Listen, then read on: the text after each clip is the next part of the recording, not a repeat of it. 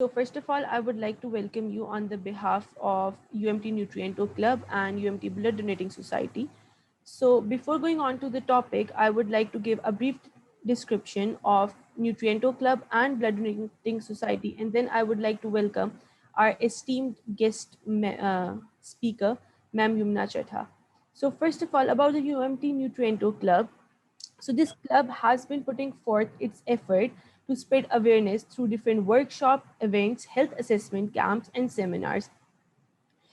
Diversity in the field of nutrition helps us to bring different domains closer and unify them in activities that can promote health and wellness among masses. Basically, in the time of the pandemic, we need to move forward, we need to take another step forward and acknowledge the impact of nutrition on your blood. And we hope that this session, the facts that you need to know about healthy blood, will help you do so. Another thing that I want to mention over here about Nutriento Club is that before the lockdown, every year they arrange health awareness camps on which in which on-spot nutrition consultation is included along with the BMI assessment and fat body analysis.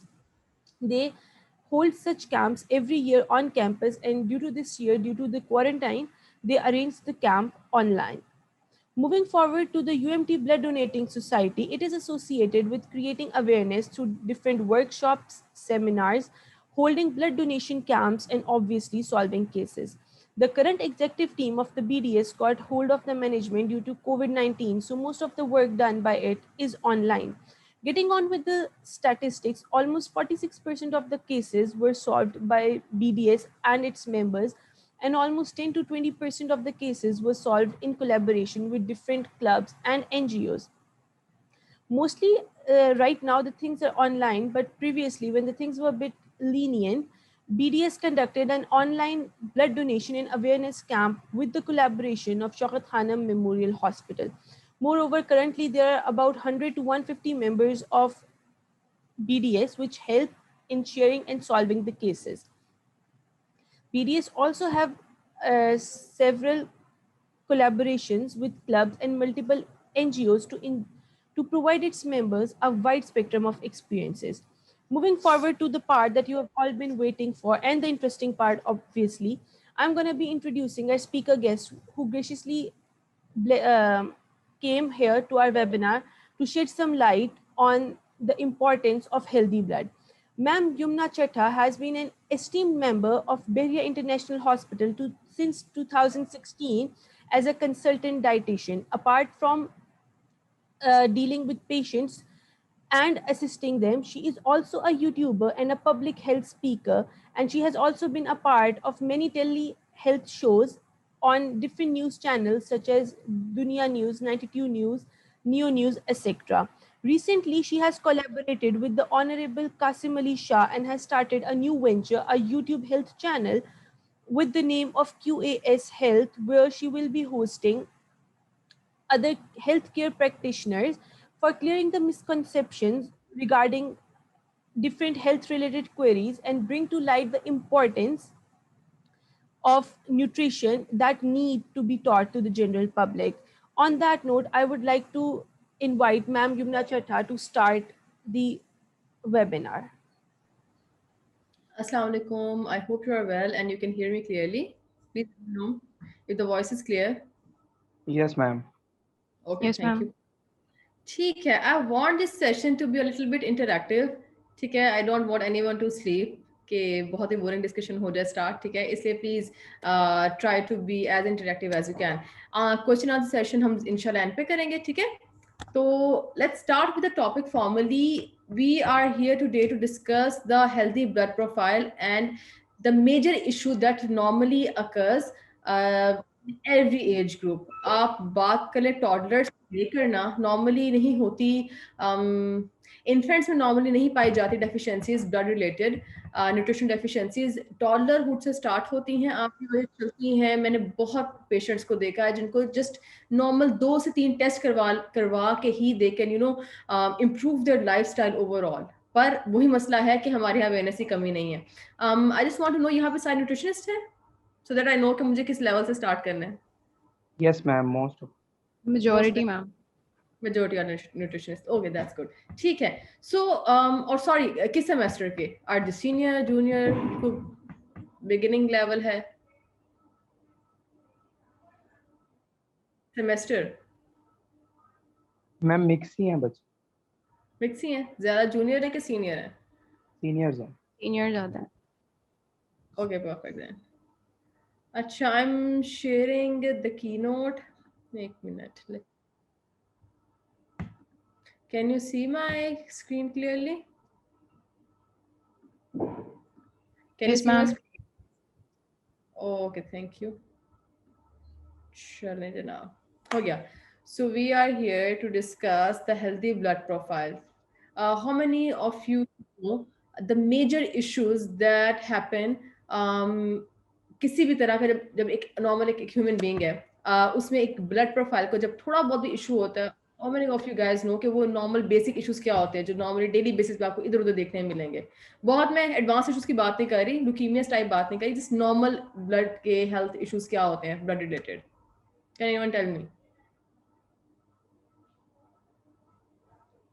Guys, anyone who wants to answer, they can raise their hand and we will unmute Going to them. be an interactive session. मुझे मतलब if you guys are sleeping, just narrating the PPT is not going to help any of us. Ma'am mostly blood related जो problems होते हैं वो coagulation के होते हैं, bruising हुई होती है, तो ये अक्सर देखने को मिलता है जिनको उसके अलावा कोएगुलेशन का मसला होता है. Okay, somebody is raising their hand. बच्चों में क्या होता है? छोटे बच्चों में हम बच्चों से स्टार्ट करेंगे ना, उसके बाद will go on with ma'am बच्चों में एक तो एनीमिया बहुत ज्यादा कॉमन है, फिर ब्लड रिलेटेड अगर देखा जाए तो थैलेसीमिया. थैलेसीमिया भी चला एडवांस आ रहा था बस, but yes anaemia is so common these days and a lot of people उनको पूरी लाइफ हुआ होता है, they are anaemic throughout their lives and they don't know. पता कब चलता है? कभी कोई रूटीन ब्लड टेस्ट हुआ तो उसमें निकल आता है. स्पेशली फीमेल्स को पता चलता है प्रेगनेंसी में कि they are anaemic throughout their lives, they been anaemic और उनको पता नहीं होता इस बात का. So today we are going to discuss anaemia basically कौन सा ज्यादा कॉमन है, क्यों होता है, उसके इशू क्या है. अब चूंकि इसको I will also link it to Covid जो आजकल सिचुएशन चल रही है कि हाउ इम्पोर्टेंट इट इज कि आपकी बॉडी में लेवल प्रॉपर हो, बिकॉज इफ आयरन का कोई भी इशू है किसी भी किस्म का तो इम्यूनिटी इज ऑटोमेटिकली लोवर्ड होगी आपकी. बाकी मैम बेसिकली अगर हम एनीमिया की बात करें कि कौन सा ज्यादातर कॉमन है, तो I think iron deficiency anaemia जो है वो बहुत ज्यादा कॉमन है. एक तो कोविड की वजह से भी, दूसरा ये है कि अगर हमारी डाइट में मीट वगैरह हम नहीं ज्यादातर यूज करते या सप्लीमेंट्स नहीं लेते तो उसकी वजह से भी आयरन डेफिशिएंसी एनीमिया जो है वो बहुत ज्यादा कॉमन है. ठीक है, चलें. Who is talking by the way? Can I, what's your name? Amna Mushtaq, is she speaking? Yes ma'am. Give the answer. Okay, perfect. ठीक है.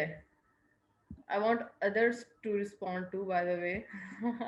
Thank you, Amna, for responding. Okay, ठीक है. हम पहले बात करेंगे. Let's be the basic slides and you guys all obviously know about it. कि overall health. Ma'am. Yeah. Ma'am एक छोटी सी कंसर्न है. Actually chat is only enabled for the host, तो मेरे पास कुछ बच्चों का ये कंसर्न है ये कि बच्चे बायोटेक्नोलॉजी बायोकेमिस्ट्री के भी हैं, सो प्लीज लेमैन टर्म्स में भी कुछ चीजें बताएं ताकि उनको भी समझ आ जाए. So it's a request. try to be using as layman terms as possible. ठीक है. Thank you so much. Just ठीक है. Okay, the first slide that you were seeing, we are going to basically first of all discuss why a healthy blood profile is important, or basically what is a healthy blood profile. आप कहते हैं किसको healthy blood profile? ठीक है. Healthy blood profile में normally हम कहते हैं कंप्लीट ब्लड काउंट, CBC. आप जब भी कभी किसी ने नोट किया, whenever you go to a general physician, they always tell you to, no matter what the issue is, they always tell you to get CBC done. ठीक है. और पहला issue as a practising dietitian जो मैंने देखा है, we people including maybe me sometimes, हम blood test की तरफ जाते डरते हैं. हम कहते हैं पता नहीं कोई बीमारी हो गई है या और फजूल के ज़ाया हो रहे हैं, हम क्यों कर रहे हैं ये डॉक्टर, ये एक स्टेटमेंट बन जाती है डॉक्टर के मुताबिक, ये डॉक्टर तो ऐसे ब्लड टेस्ट करवाता रहता है, जब चले जाओ कहता है ब्लड टेस्ट करवाओ. Why we are always told to get CBC done? Major उसका मतलब मसला बताती हूँ मैं आपको, होता क्यों है. CBC आपको आके ब्लड प्रोफाइल के बारे में बताता है. ठीक है. अब ब्लड प्रोफाइल में ये नहीं कि खून कितना है बॉडी के अंदर, क्यों है, कहाँ है, किधर जा रहा है, इम्यूनिटी कितनी है. उसमें जब WBCs आप पढ़ते हैं, वाइट ब्लड सेल्स वो इम्यूनिटी का मार्कर होते हैं हमारी बॉडी में, सबसे first marker of immunity WBC। So WBCs होते हैं, ठीक है, और आपको बेसिकली वहां से पता चल जाता है। फॉर एग्जांपल आप कोविड की बात करें, किसको अगर आपने पता करना आपकी इम्यूनिटी कैसी है, तो बेसिक जो टेस्ट आप करवा सकते हैं दैट CBC। उसमें आपको आयरन पता चल जाएगा, उसमें आपको white blood, red blood cells, platelets, सारी चीजें समझ आ जाएंगी। ये बेसिक एक बॉडी के अंदर इसका सफिशिएंट अमाउंट में होना is very important. So first slide में यू कैन सी के इट्स मेंशन के CBC जो है is a test to which is used to evaluate overall health, ठीक है, और abnormal increase or decrease in a cell counts as revealed in complete blood cells and may indicate that you have underlying medical condition या कोई भी छोटा मोटा मसला है, ठीक है। So basically CBC tells आपका हेल्थ स्टेटस, ठीक है, एक ओवरऑल देखने में फिजिकली एक होते हैं साइंस एंड सिम्टम्स, आपको देख के पता चल जाता है पेशेंट को कि ये इसको कोई मसला है, इसके शायद नेल्स थोड़े प्रॉब्लमेटिक हैं, थोड़ी सी आंखें धंसी हुई हैं, देखने में शायद डिहाइड्रेटेड लग रहा है। ये बिल्कुल एक फिजिकल सिम्टम्स होते हैं पेशेंट को इवैल्यूएट करने के। फिर दूसरा सिम्टम, दूसरी जो चीज होती है जो ज्यादा एक्यूरेट होती है, that's the blood profile. So normally CBC is done to evaluate the blood level in your body, ठीक है। उसके बाद next, why is it done? There are few issues मैंने जो पहले आपको डिस्कस भी कर दिया। रिव्यू द ओवरऑल हेल्थ के बारे में एक अच्छा इंडिकेटर दे देता है। To diagnose medical condition, to monitor a medical condition और टू मॉनिटर मेडिकल ट्रीटमेंट। अच्छा, कैन एनीवन टेल मी कि CBC एक मेडिकल कंडीशन को मॉनिटर करने में कैसे हेल्प करेगा? मतलब आपकी कोई ट्रीटमेंट चल रही है, XYZ ट्रीटमेंट चल रही है आपकी, ठीक है, फॉर एग्जांपल आप एनेमिक ही हैं, आपका आयरन लो है, मेरा आयरन लो है, मैं जाती हूँ जनरल फिजिशियन के पास या मे बी एक डाइटिशियन के पास, वो कहती है आपको फिजिकली देख के लग रहा है कि आपको आपकी आंखें पीली हैं, पैलर का इशू है, आपको आप एनेमिक लग रहे हैं, CBC करवाएं। CBC एक मैं कहती हूँ कि आप अब फर्स्ट चेकअप पे करवा लिया, मैंने देखा मुझे HB लो नजर आया है, आगे भी कुछ इश्यूज नजर आए हैं, ठीक है, उसके बाद मैं कहती हूँ 1 महीने बाद दोबारा रिपीट करवाएं, ठीक है। तो वो मैं रिपीट क्यों करवा रही हूँ उसको? वाई डॉक्टर कहता है कि you need to get it check दोबारा से आफ्टर अ मंथ? क्या इंप्रूवमेंट आपको दिखाई देगी उसके अंदर? Can anyone tell me?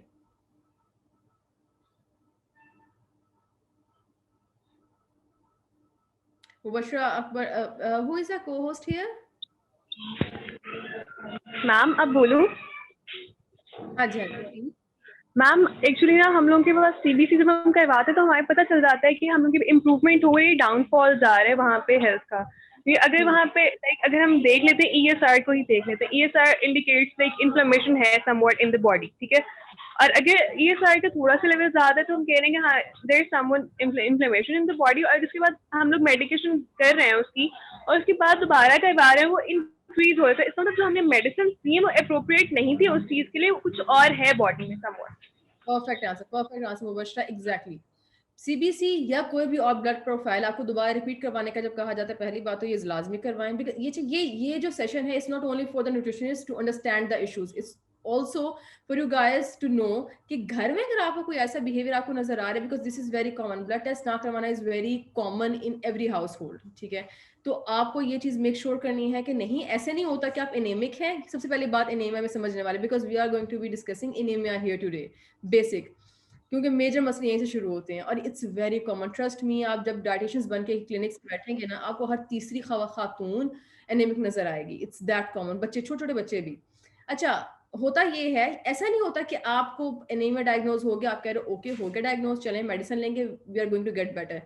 Anaemia हुआ क्यों, ये एक बहुत बड़ा क्वेश्चन मार्क है। As a dietitian you should be more concerned about not the HB level drop कर गया है, सीरम फेरेटिन नहीं है, कम है, XYZ, you should be more concerned about हुआ क्यों है, ठीक है, ताकि हम थैलेसीमिया की तरफ जा रहे हैं कि हम नॉर्मल आयरन डेफिशिएंसी की तरफ जा रहे हैं, क्या डाइट में इशू है, बॉडी नहीं एब्जॉर्ब कर पा रही। एनीमिया होने के 50 रीजंस है, ठीक है, इसलिए उसको रिपीट करवाना इज वेरी वेरी इंपॉर्टेंट। तो लास्ट 2 पॉइंट्स जो है, टू मॉनिटर ब्लड कंडीशन और to monitor medical, that's why repeat करवाने का टेस्ट कहा जाता है।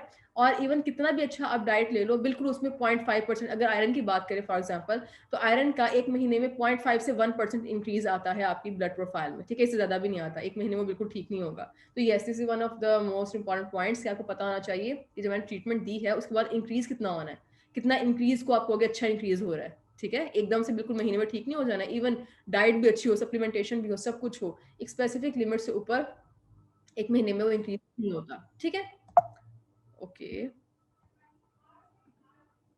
अच्छा जी, how often should one get their blood tests done? अच्छा, ये किसको, कैन एनीवन आंसर मी? आप लोगों को क्या लगता है कितनी देर बाद करवाने चाहिए एक हेल्दी इंडिविजुअल को ब्लड टेस्ट डन?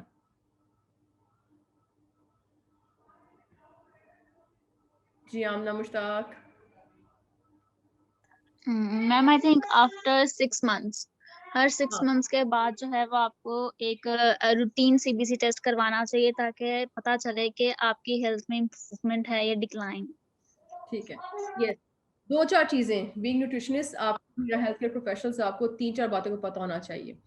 वन, कि मैं पेशेंट्स को ना एक बड़ी लेमन टर्म में लाइन होती हूँ कि जिस कंडीशन के साथ आप पैदा, फॉर एग्जांपल मेरी टांग में हल्का हल्का किसी एक जगह पे, या फॉर एग्जांपल बाजू में इस जगह पे हल्का हल्का दर्द रह रहा है ऑन एंड, आपको दर्द मतलब वो ऐसा अनबियरेबल नहीं होगा, बियरेबल होगा, हल्का सा स्लाइड सा दर्द है बस, इट्स दैट, इतना इतना ही वो इंटेंस है। हमारा एक नॉर्मल ह्यूमन बिहेवियर है कि जब तक चीज आपकी हाथों से निकल ना जाए या इंटेंस दर्द ना हो जाए, we do not bother it, we do not get it check. ठीक है, हमें होता है कि भाई क्या जाना डॉक्टर के पास, उन्हें पैसे ले लेना, एक्सवाइज दवाइयां बता देनी है, we are more incline towards remedies की टोटका मिल जाए बस कोई। ठीक है, तो पहली बात ये आती है कि आपको पता होना चाहिए, जैसे मैंने बताया, मैं लेमन टर्म में अपने पेशेंट्स को एक बात बताती हूँ, ये कि जिस कंडीशन के साथ आप पैदा नहीं हुए, हर वो कंडीशन फील करना एबनॉर्मल है। हल्की हल्की दर्द होना, इट्स हर तीसरे दिन आपको सर में दर्द हो रहा है, भी क्यों हो रहा है, और बंदा कहता है नहीं मैं ओवर टाइम में टायर्ड था, मैं मे बी मैं ज्यादा काम कर रही थी, पर प्लीज गेट इट चेक्ड। आप रूट कॉज तक पहुंचे। मसले का डायग्नोज होने से ज्यादा इंपॉर्टेंट ये है कि वो उसकी ओरिजिनेट क्यों हुआ, उसकी जड़ क्या है। ठीक है, पहली बात। दूसरी बात ये, ऑलवेज आपको पता होना चाहिए, every one of you should no कि आपकी फैमिली हिस्ट्री ऑफ डिजीजेस क्या है। अब ये भी तो सवाल है ना कि आपको कौन से ब्लड टेस्ट करवाने हैं, जस्ट सीबीसी करवाना है, ठीक है, आपको कौन से करवाने हैं, आपको अपनी फैमिली हिस्ट्री पता होना चाहिए। For example if your parents are diabetic या you have diabetes in your family, आपकी फैमिली हिस्ट्री है, तो यू शुड नो किसको किस एज में हुई, और उस एज के करीब आपको भी थोड़ा सा होना है, कॉन्शियस होना है। ठीक है, तो अब आपके ब्लड टेस्ट आपने कौन से करवाने हैं, जरा 30 क्रॉस करने ना, तो कम से कम वो वाले करवा लेने चाहिए जो आपकी फैमिली में हिस्ट्री चल रही होती है। You should get those test also done. ठीक है, अगर डायबिटीज है तो मे बी महीने साल में दफा HbA1c करवा ली, या चले वो भी रहने दें, आप fasting blood sugar on and off check कर ली। ठीक है, so after some age, specially if you have obesity, overweight हैं आप, तो लातो तो लाजमी चेक करवाने हैं। सो इफ आप सिक हैं तो देयर आर सम टेस्ट जो 3-3 महीने बाद करवाएं, जब ज्यादा सिक हो जाते हैं। ज्यादा सिक से मुराद है डायबिटीज के साथ हाइपरटेंशन भी हो रही है, आपको लिपिड प्रोफाइल भी खराब होगी, 4-5 मसले इकट्ठे चल रहे होते हैं, तो वो वाला टेस्ट आपने कोशिश करें एवरी 3 मंथ्स करवा लें। इफ यू आर ज्यादा सिक, यू या कोई बड़ा एज का 45-50 अबव, उनके साथ 3-3-4-4 महीने बाद होते हैं, पर एक नॉर्मल हेल्दी बंदे को वंस अ ईयर तो लाजमी, वरना आफ्टर 6 मंथ्स अपार्ट करवाने चाहिए लाजमी। बिकॉज आप अच्छी डाइट लें तो उसका असर भी प्रॉपर बॉडी पे 3 से 6 माह में आता है। आप गंदी डाइट लें तो बंदा एकदम भी बिल्कुल बीमार नहीं होता। आपको पता होगा, बीइंग न्यूट्रिशनिस्ट आपको इस बात का ऑब्वियसली आइडिया है कि एकदम आप खाते रहें, गंदा भी बेशक खाते रहें, तो एकदम आपको कुछ नहीं होगा। आपको आफ्टर 3 भी बल्कि कम है गंदा खाने में, 6 मंथ्स बाद आप यू स्टार्ट फीलिंग थोड़े थोड़े हल्के हल्के सिम्टम्स। ठीक है, और बात फिर वहां पे आते हैं ब्लड टेस्ट करवाने क्यों है, किसने करवाने हैं। पहला point, when you are experiencing कोई unusual persistent, word is very important, persistent symptom. मुझे परसिस्टेंट का मतलब है मुझे हर हफ्ते कोई एक दफा दर्द हो रहा है सर में, क्यों हो रहा है, इट्स नॉट नॉर्मल। एक हेल्दी बंदे को दर्द नहीं होना चाहिए। आपको क्यों बैठे बैठे टांगों में खिंचाव हो रहा है, थोड़ा चलने फिरने से आपको टांगों में क्यों खिंचाव हो रहा है, आपकी एज नहीं है। ठीक है, आपको क्यों एक जगह से दूसरी जगह जब आप उठ के बैठते हो तो आपको क्यों डिजी फील हो रहा है। अक्सर इतने बच्चे कंप्लेन करते हैं, ट्रस्ट मी। मैं अक्सर जब स्कूल्स में, यूनिवर्सिटीज में सेशन देने जाती हूँ ना, तो वहां मैं सवाल जरूर पूछती हूँ कि जब आप एक चेयर से उठ के दूसरी चेयर पे बैठते हैं तो क्या आपको एक दफा उठ के अपने आप को 2 मिनट के लिए स्टेबल करना पड़ता है। अब वैसे आप टेल मी, आप लोग में कभी किसी को सिम्टम हुआ है कि आप एक जगह से उठ के दूसरी जगह बैठे हैं और उसके बाद आपको हल्का सा स्लाइट, बहुत ज्यादा नहीं, स्लाइट डिजी फील हुआ है। आप लोगों में से have any one of you या कोई आपके जानने वाले में कभी किसी को आपने ये एक्सपीरियंस करते देखा है सिम्टम, कोई बहन भाई, मदर फादर, एनीवन?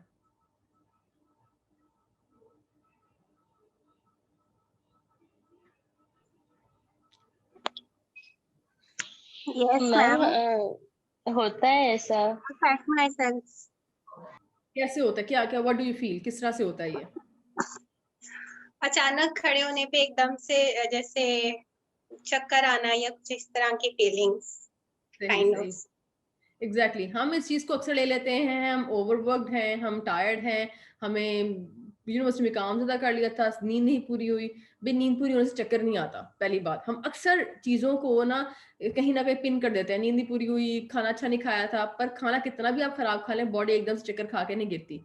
ये आयरन डेफिशिएंसी के बड़े अर्ली सिम्टम्स होते हैं। एक जगह से उठ के दूसरी जगह बैठना, चक्कर आना, और आपको हर वक्त नींद आते रहना, सो के स्पेशली बहुत इंपॉर्टेंट, आप प्रॉपर टाइम पे सोएं। फॉर एग्जांपल आप 11 बजे सोएं और सुबह उठें और नींद पूरी करने के बाद भी 7-8 घंटे की नींद के बावजूद you do not feel fresh, आपको टायर्ड ही फील होता है, ये प्रॉब्लम वाली चीज़ है।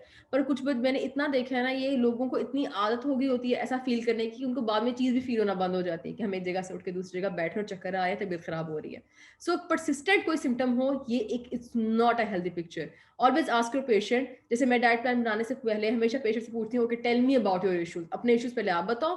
वो जब बता रहे होते हैं तो मेरे माइंड में एक हिस्ट्री और एक चीज बन रही होती है कि अच्छा ये मसला मे भी हो सकता है उनको। और फिर आई ऑलवेज आस्क देम, आखिरी सवाल मेरा ये होता है, कोई परसिस्टेंट सिम्टम है, कोई लगातार कोई प्रॉब्लम तो नहीं हो रहा, कोई थोड़ा से थोड़ा भी हो सकता है, घुटने में दर्द है, टांग में खिंचाव हो जाता है रात को काम करके, may be all the time, या कभी कभार रात को सोने से पहले कंधों में दर्द फील होता है। ये सारे परसिस्टेंट सिम्टम्स हैं जो कि always keep them in mind before making a diet plan, ठीक है। ओके, और ब्लड टेस्ट करवाने का रीजन ये होता है, you want to optimise your health, you want to reduce the risk of complication, disease complication वगैरह वगैरह, ठीक हो गया। नेक्स्ट, अच्छा tell me common routine test किस किस को पता है, कौन कौन से होते हैं। एक हेल्दी पर्सन से पहले बात करते हैं, एक हेल्दी इंसान को रूटीन टेस्ट कौन कौन से करवाने चाहिए?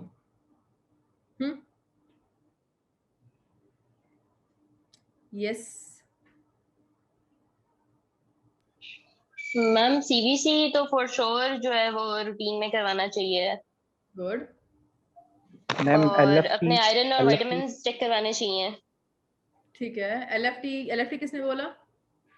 मैम मैंने बोला, वो लीवर के टेस्ट होते हैं जो। ठीक है, मैं बताती हूँ, मैं आपको दो डिफरेंस बताती हूँ रूटीन टेस्ट में और दूसरे टेस्ट में। अच्छा, एलएफटी रूटीन टेस्ट में काइंड ऑफ नहीं आता इसलिए अगर तो आप कंप्लीट हेल्थी ना, फॉर एग्जांपल अगर मैं जाऊंगी ना तो मैं करवाऊंगी सीबीसी लाजमी कराऊंगी, लाजमी। और विटामिन डी अक्सर मैं कहती हूँ कि ना करवाएं तो भी चल जाता है, बिकॉज विटामिन डी डेफिशिएंट हम थोड़े थोड़े रहते हैं। हर किसी को एक दफ़ा विटामिन डी का ले लिया, वो जो इंजेक्शन पीना या सनी डी वगैरह खाना वो ले लेना चाहिए। आफ्टर दो महीने ले ली, फिर छोड़ दी, फिर गैप दे दी, क्योंकि फीमेल्स विटामिन डी डेफिशिएंट हैं पाकिस्तान की, ऑल ऑफ देम आर। बहुत होगा तो ऑप्टिमल लेवल तक होगा, उसके ऊपर तो वैसे किसी का देखा मैंने आज तक रिपोर्ट में 40 अबव किसी का विटामिन डी नहीं देखा, और एज लो एज मैंने यकीन करें 2 भी देखा हुआ है। 2 पे तो मुझे हैरत होती है कि इंसान चल भी कैसे रहा है, it's that bad. 2, 6, 10, 11, 12, 15 vitamin D बहुत कॉमन है, ठीक है। So vitamin D sort of आ जाता है अगर आपको थोड़ी तकलीफ थोड़ी बहुत हो रही है। सीबीसी आ जाता है, और उसके बाद अगर आयरन रिलेटेड कोई प्रॉब्लम है ना, अगर स्लाइट वीकनेस रह रही है तो उसमें फिर आपको सीरम फेरेटिन वगैरह आ जाता है या सीरम आयरन आ जाता है। जो एलएफटी आरएफटी है ये उन लोगों को करवाने चाहिए। अब ये सवाल जरूर आता है कि एलएफटी आरएफटी कौन लोग करवाएं। एलएफटी आरएफटी वो लोग करवाएं जिनको कोई डिजीज है स्पेसिफिकली, या they think they are at a risk of developing some disease due to obesity. Obesity वालों को एलएफटी लाजमी करवाने चाहिए। इसका रीजन पता है किसी को? Can anyone tell me? Lipid profile भी करवाने चाहिए, वो तो ऑब्वियसली आप सबको पता है, lipid profile is very common. अब ओबेसिटी है तो कोलेस्ट्रॉल ऊपर नीचे हो सकता है, लिपिड प्रोफाइल डिरेंज्ड हो सकती है, डिस्लिपिडीमिया का इशू हो सकता है। एलएफटी ओबेसिटी वाले को क्यों कराने चाहिए? Anyone tell me? हम हाइपरलिपिडेमिया का इशू होता है, सो इट्स वेरी इंपॉर्टेंट कि आपके सारे लिवर के टेस्ट हों, जितने भी हार्मोन्स हैं, क्योंकि आपका फैट मेटाबॉलिज्म बहुत ज़्यादा प्रॉब्लमेटिक हुआ होता है। लिवर के एंजाइम्स का मसला है यहाँ पे। जब भी आपका वेट ज्यादा होता है, स्पेशली फीमेल्स में, हमारे अंदर, वैसे इवन मेल्स में भी, फीमेल्स में आफ्टर चाइल्ड बर्थ बहुत टेंडेंसी होती है। यस मैम, लिवर वाला जो आपने कहा, इस पे ये होता है कि जब आपको ओबेसिटी होती है या आपका कोलेस्ट्रॉल लेवल ज्यादा हो जाता है तो एक फैट की लेयर जो है वो आपके विजरास के ऊपर जो है वो डिपॉजिट होना स्टार्ट हो जाती है। तो एलएफटीज और आरएफटीज जो है उसको चेक करने के लिए भी करवाया जाता है अगर आपको ओबेसिटी है तो। वो लेयर, फैट की लेयर आने की वजह से लिवर को क्या इफेक्ट हो रहा होता है? लिवर की क्या चीज खराब होती है? लिवर के एंजाइम्स खराब होते हैं। जब आपके जी मैम, लिवर की फंक्शनिंग खराब हो जाती है, उसके एंजाइम्स में प्रॉब्लम आ जाती है, उसके टिश्यूज जो है उसको प्रॉब्लम स्टार्ट हो जाती है। किसी को लगता है ना कि दे आर ओबीज और एब्डोमिनल फैट ज्यादा है, आपको मैं 2-3 चीजें बताती हूँ, मैं मे बी आप लोगों को शायद किसी को पता होगा, मुझे जानता है, वरना लेट मी टेल यू थोड़ा सा कि मेरा बेसिकली मैं लिवर और किडनी ट्रांसप्लांट पेशेंट्स देखती हूँ, ठीक है, हॉस्पिटल में मेरा मेजर काम ये है। उसके बाद बाकी वेट मैनेजमेंट वाली OPD is a separate thing, पर majorly liver and kidney transplant. Trust me, बड़े इंटरेस्टिंग एक चीज हुई थी मेरे पास 2-4 दफा कि even every doctor was very, क्योंकि जब हमारी फील्ड है ना, इट्स वेरी इंटरेस्टिंग, ये बुकिश नॉलेज से बहुत हटके। मे बी मैं आप लोगों को बातें बता रही हूँ आप लोगों को, और ये तो शायद आप लोगों ने कभी पढ़ी नहीं या सुनी नहीं, आपको अजीब लगे, पर वो प्रैक्टिकल नॉलेज है। There is a huge difference between practical knowledge and bookish knowledge. Even doctors भी, क्योंकि वो भी जाहिर बात है बुक्स पढ़ के सारे यहाँ तक पहुंचे, इवन दे वर अमेज्ड। एक दफा हमारे पास दो ऐसे केसेस आए कि लिवर डोनर्स थे। अब डोनर, और वो 3 ऐसे केसेस थे, वो तीनों मस्कुलर थे, they had a history of going to gym, ठीक है, और बिल्कुल कंप्लीट उनका BMI set, muscular body, everything was good. Liver enzyme derange थे। Can anyone tell me liver enzyme क्यों खराब होंगे? They had fatty liver. Can anyone tell me, किसी कोई पहुंच रहा है वहां तक, क्यों उसके मस्कुलर बॉडी में फैटी लिवर कैसे हो सकता है? मैम हमारे पास फैटी लिवर आता है ना, तो कहीं ना कहीं सिरोसिस स्टार्ट हो जाती है, सेल्स जो है वो लिवर की डेड होना शुरू हो जाते हैं, जिसकी वजह से हमारे ALT AST जो रेज हो जाते हैं। तो इस वजह से भी हो सकता है। एक जिम जाने वाले बंदे का ये लीन बॉडी में फैटी लिवर कैसे होगा? हम सारे भी ऐसे ही थे हम सारे भी इतने परेशान थे उसके अल्ट्रासाउंड देखने। जो जिम वाले होते हैं ना, यूजुअली ये लोग क्या करते हैं, हाई प्रोटीन डाइट पे जाते हैं और लो कार्ब लेना शुरू कर देते हैं। तो हाई प्रोटीन से क्या होता है कि इनका ये जो गोश्त खाते हैं और एग्स खाते हैं, तो उससे इनका कोलेस्ट्रॉल लेवल जो है ब्लड का वो बढ़ जाता है, तो मे बी इस वजह से फैटी लिवर आ रहा है। ये भी नहीं, एग्जैक्टली ये आंसर है। सारे डॉक्टर्स बड़े परेशान थे, क्योंकि बुक्स में यहाँ तक ही लिखा होता है ना कि अगर लीन बॉडी है, मस्कुलर बॉडी है, बिल्कुल प्रॉपर मस्कुलर बॉडी थी उस बच्चे की, तो I remember he was 20 years old। तो एक मस्कुलर बॉडी में बुक्स तो कहती हैं कि नहीं होता, मस्कुलर बॉडी फाइन होती है। आपने वेस्ट टू हिप रेशो की, इट्स गुड। आपने बीएमआई किया, इट्स गुड। आपने कैलिपर्स लेके चेक किया, एवरीथिंग इज गुड। तो फिजिकली तो सब सेट है, ये आगे कहाँ से प्रॉब्लम है? सीटी स्कैन में वहां क्यों प्रॉब्लम आ रही है? It has a lot to do with diet. इसलिए उसके बाद मेरा ओपिनियन बहुत बदला कि पेशेंट को बाहर से देखकर ये सोचना कि ये बिल्कुल ठीक होगा, इट्स रॉन्ग। इट्स बेटर कि जरा स्लाइट भी आपको उसकी हिस्ट्री इज वेरी, हमारी फील्ड में हिस्ट्री बहुत जरूरी है। हिस्ट्री टेकिंग की आर्ट होना, स्किल होना इज वेरी इंपॉर्टेंट। जिसको ये आता है ना और काउंसलिंग आती है, वो बहुत अच्छा क्लिनिशियन बन सकता है। तो हिस्ट्री जो है वो आपको, मैंने उस बच्चे से जब फर्स्ट टाइम मेरे पास पेशेंट आया, मैंने उस बच्चे से इतनी दफा हिस्ट्री ली, मैंने कहा मुझे और बताओ और बताओ, क्योंकि उसकी बॉडी मस्कुलर देख के फिर मुझे एकदम आइडिया हुआ कि ना, उसने जिक्र किया कि मेरी तो बॉडी मस्कुलर है बहुत। ऑब्वियसली शर्ट पहनी थी, लूज शर्ट थी, मैं आई कुडंट टेल कि कितनी मस्कुलर है, पर उसने बाद में ना ही शोड में हिज टमी, और वो प्रॉपर वाला टमी था, ठीक है, बिल्कुल सही था, ठीक था। उसके बाद उसने कहा कि ऑब्वियसली वो पता चल रहा था देखे कि जिम वाला है। तो मैंने कहा जिम कितने साल पहले गए हो? कहता मुझे 1 साल, तकरीबन 6 माह हो गया छोड़े हुए, पिछले साल जाता था। तो उसके बाद मैंने उसकी हिस्ट्री ली, तो दैट बच्चा वाज, क्योंकि अगर आपने इवन मसल बिल्डिंग भी करनी है, उसका मतलब ये नहीं कि आप बस मटन ही मटन खाते रहो। वो बच्चा था ही मटन बीफ पे, उसकी मटन बीफ, पूरे पूरे अंडे। और Qurratulain has raised her hand, तो उसकी पूरी डाइट वाज अंडे अंडे अंडे and mutton and beef. Qurratulain को अनम्यूट कर दें प्लीज। मैम मैंने आंसर करना था, वो आंसर हो गया था। अच्छा ठीक है। तो उसकी पूरी डाइट वाज अंडे, बीफ और घीज एंड ऐसा वाला स्टफ। सो ऐसा नहीं होता कि अगर आपको लगता है, ये बड़ा इंपॉर्टेंट बात है, कि अगर आपको लगता है कि आप प्रॉपर बर्न कर रहे हो, मैं सब कुछ खा सकती हूँ। फॉर एग्जांपल जो होते हैं स्किनी लोग होते हैं, उनको पता है फैमिली हिस्ट्री में उनका ये है, उनकी जद्दी पुश्ती सारे स्किनी है, वो सब कुछ खाते हैं। इसका मतलब ये हरगिज नहीं है क्योंकि लिपिड प्रोफाइल खराब नहीं होगी। ऐसे लोगों का इतनी लंबी चौड़ी कहानी सुनाने का मतलब ये था कि अगर आपको पेशेंट की हिस्ट्री लेते हुए कहीं से ही पता लग रहा है कि वो खाने पीने का शौकीन है, बेशक वो स्किनी देखने में, और खाने पीने का शौकीन है, या आपके पास कोई वेट गेन के लिए आया, आपने उसको कंप्लीट फैट पे नहीं डाल देना कि वेट गेन नहीं करना ना, खाओ फैट खाओ। पर तो ऐसी हिस्ट्री में अगर आपको लगे कि वो बच्चा खाता रहा पीछे अपनी पास्ट में, स्पेशली अगर हॉस्टलाइट है, तो इन लोगों की आपने लिपिड प्रोफाइल भी इनके रूटीन एग्जामिनेशन में आती है। ये सारी बात बताने का मकसद ये था कि रूटीन एग्जामिनेशन में अगर कोई बाहर आउटगोइंग बंदा है ज्यादा, तो उसकी लिपिड प्रोफाइल सीबीसी और लिपिड प्रोफाइल भी करवा लेना चाहिए। और अगर थोड़ा सा भी लेथार्जी का कोई एलिमेंट है ना, उसकी लग रहा है कि आपको कह रहा है कि चक्कर आता है, स्पेशली चक्कर आना, ये एक जगह से खड़े होकर दूसरी जगह जाना, ये, और इसमें हल्का सा डिजी फील करना, ये आयरन का बहुत बड़ा सिम्टम है। जरूरी नहीं कि आंखें और चेहरा पीला हो, वो कभी कभार नहीं भी समझ आ रही होती, नींद फौरन से नजर आ रहा होता, पर ये बहुत बड़ा सिम्टम है। तो ऐसे पेशेंट्स में आयरन, सीबीसी और ये आपका लिपिड प्रोफाइल वगैरह ये इनिशियल टेस्ट में आता है। LFT RFT थोड़ा आगे वाला टेस्ट है, ये रूटीन एग्जामिनेशन में नहीं आते। और हमेशा कोशिश करें कम से कम टेस्ट करवाएं पेशेंट के इनिशियल। पेशेंट घबरा जाता है और वो करवाता नहीं है और बिल्कुल ही फारिग हो जाता है। थोड़ा बहुत उसने मोटिवेशन लेके आया होता है ना आपके पास कि मैं डाइट प्लान लूँ या मैं अपनी हेल्थ बेहतर करूँ, तो जैसे उसको हो ना टेस्ट ज़्यादा सारे लिख दें, LFT RFT भी, तो परेशान हो जाता है। उसको होता है कि डॉक्टर नो काम का नहीं, मेंटेलिटी है हमारी।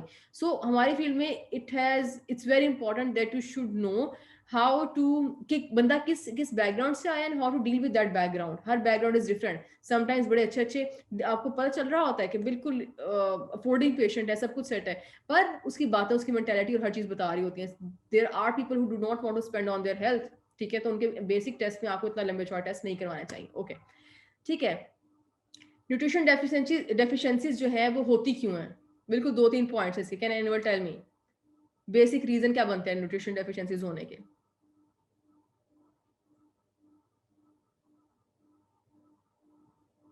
यस क्रोतुलैन।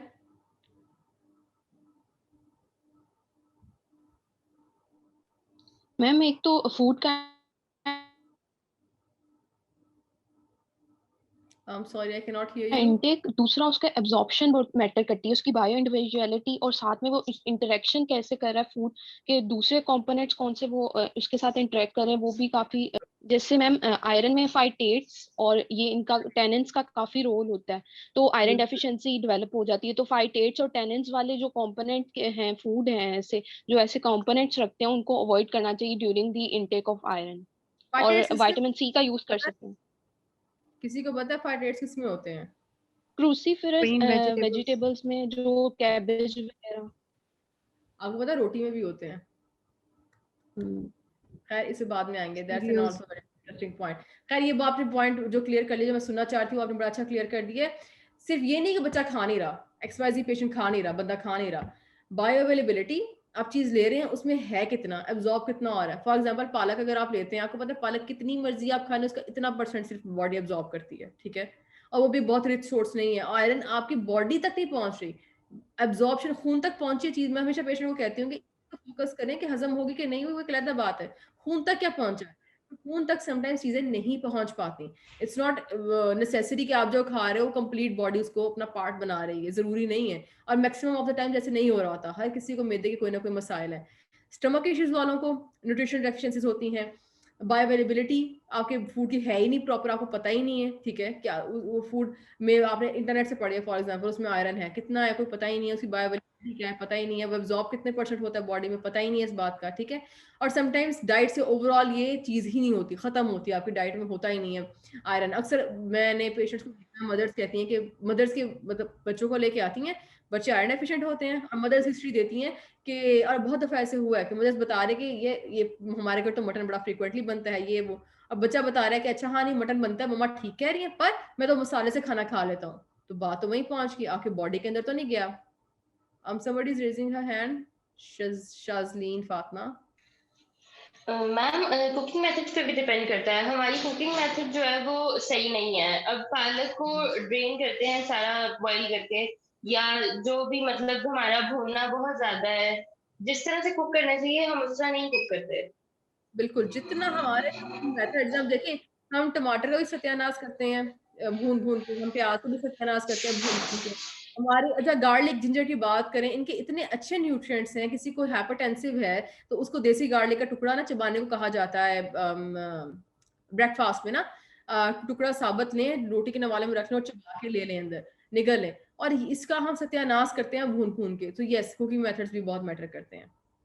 अच्छा, न्यूट्रिशनल एनीमिया जो बहुत कॉमन है ना, सबसे पहले आयरन डेफिशिएंसी और प्रोटीन डेफिशिएंसी बहुत कॉमन है। इतने बच्चे प्रोटीन डेफिशिएंट होते हैं, आयरन डेफिशिएंट एनीमियाज उनको होते हैं। प्रोटीन डेफिशिएंट भी इस तरह से कि पेरेंट्स को पता ही नहीं होता बच्चे ने प्रोटीन दिन में खाया है नहीं खाया। हमारे अक्सर बच्चे वीक होते हैं, ग्रोथ में प्रॉब्लम होते हैं, तो it's very important protein sparing action. ये किसको पता है बात का? ये सबने पढ़ी हुई है न्यूट्रिशन में, बड़े बेसिक लेवल का ये चीज है। Does anyone know protein sparing action क्या चीज है? शम्सा लतीफ। मैम जब सफिशिएंट अमाउंट में ग्लूकोज लेवल्स आपके फिलअप कार्बोहाइड्रेट्स फिलअप स्टमक में जा रहे हैं और ग्लूकोज उस लेवल का बन रहा है, ब्लड शुगर में है, तो तब हमारे पास प्रोटीन जो है वो सिर्फ टिश्यू रिपेयरिंग और टिश्यू ग्रोथ में हेल्प आउट करती है, तब उसको कहते हैं प्रोटीन स्पेयरिंग। ये आपको जब भी पेशेंट आए ना जो छोटी मोटी वीकनेसेस का इशू बता रहा है, स्पेशली जब बच्चे आए, बच्चों की complete diet protein sparing action पे बनती है कि आप उनको इतना शुगर दो एक टाइम पे, इतना कार्बोहाइड्रेट दो एक टाइम पे, एक ट्रे के अंदर, एक बच्चे का ट्रे की बात करें, इतना कार्बोहाइड्रेट हो कि बाद में प्रोटीन सिर्फ मसल बिल्डिंग के लिए यूज हो। हम क्या करते हैं, कार्ब होते नहीं है, फॉर एग्जांपल बच्चे को एक टाइम पे सिर्फ नगेट्स ही दे रहे हैं, अब वो तो है प्रोटीन, खाली प्रोटीन और नथिंग, कुछ भी नहीं है उसके अंदर। और तो बॉडी को जो बेसिक फंक्शन जो प्रोटीन का है वो अपना करने के बजाय बेचारी और इधर उधर निकल जाती है काम करने के लिए। सो बेसिक जो जब भी आपके पास वेट गेन का पेशेंट आए या बच्चा आए या मदर आए, कंसर्न मदर आ रही है कि इसकी कदर नहीं बढ़ रहा XYZ, इसका वेट प्रॉपर गेन नहीं हो रहा, प्रोटीन स्पेयरिंग एक्शन, ये इतनी छोटी सी पर इतनी इंपॉर्टेंट बात है और अक्सर ये हमारे माइंड से निकल जाती है। ठीक है, तो न्यूट्रिशनल एनीमियाज में B12 डेफिशिएंसी या folic acid deficiency it's not that common है, पर उतना नहीं है, बहुत कॉमन है आयरन और प्रोटीन। ठीक है, अच्छा आयरन डेफिशिएंसी एनीमिया क्यों होता है? बेसिक रीजंस हैं कि लॉस ऑफ ब्लड हो रहा है, डिक्रीज आयरन इनटेक है, पूर एब्जॉर्प्शन है इंटेस्टाइन से, स्टमक में भी कोई किसी किस्म का इशू है, या प्रेगनेंसी या ग्रोथ वाली किसी कंडीशन में आपकी आयरन इनटेक ज्यादा होना चाहिए, रिक्वायरमेंट ज्यादा आप पूरा दे नहीं रहे। ठीक है, अच्छा इस पे आते हैं। अच्छा मुझे ये बताइए कि किसी ने कभी नोट किया है कि, अच्छा मुझे वो पॉइंट बताएं कि आपको एज अ डाइटिशियन आपके पास पेशेंट आता है, उसका HB लो है, आपने सीरम फेरेटिन या सीरम आयरन कराया वो भी लो है, आपको कब सप्लीमेंट देना चाहिए? किस लेवल पे आप सोचें कि अच्छा नहीं इसको डाइट के साथ सप्लीमेंट की जरूरत भी है, या किस किस को सप्लीमेंट पे बिलीव है कि सप्लीमेंट काम करता है, या हाउ इम्पोर्टेंट सप्लीमेंट इज? जी आमना मुश्ताक, आयरन डेफिशिएंसी में सप्लीमेंट की क्या है? मैम सप्लीमेंट्स हम तब प्रोवाइड करते हैं जब आपके पास कोई पेशेंट आता है और वो कहता है कि हमें मीट नहीं पसंद, या आयरन की जो सोर्सेज होते हैं उनमें से, क्योंकि बहुत आजकल बच्चे भी बहुत चूजी हो चुके हैं और बड़े भी बहुत चूजी हो चुके हैं, तो उनको जब हम कुछ डाइट प्लान में बताते हैं कि आपको ये लेना चाहिए, ये आप ले सकते हैं, तो वो आगे से कहते हैं हमें ये पसंद नहीं है, हमें ये नहीं करना। हम फिर भी उनको ऑल्टरनेट्स दे देते हैं, लेकिन साथ हम उनको सप्लीमेंट्स भी रिकमेंड करते हैं ताकि उनकी जो आयरन की डेफिशिएंसी है वो रिकवर होने लगे। या फिर उन लोगों को देते हैं जो कि बहुत ज्यादा बीमार रहते हैं, या स्मोकर्स वगैरह जो होते हैं, इस तरह के पेशेंट्स को जो है वो सप्लीमेंट्स हम प्रोवाइड करते हैं ताकि उनकी आयरन की जो रिकवरी है वो स्टार्ट हो सके। मुझे ये बताइए कि आप लोगों में से किस किस को लगता है सप्लीमेंट फायदा देते हैं? देते हैं कि नहीं देते?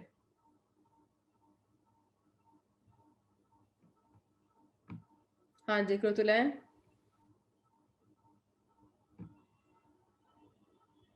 कुरतुलैन को प्लीज अनम्यूट कर दें, अनम्यूट कर दें कुरतुलैन को प्लीज।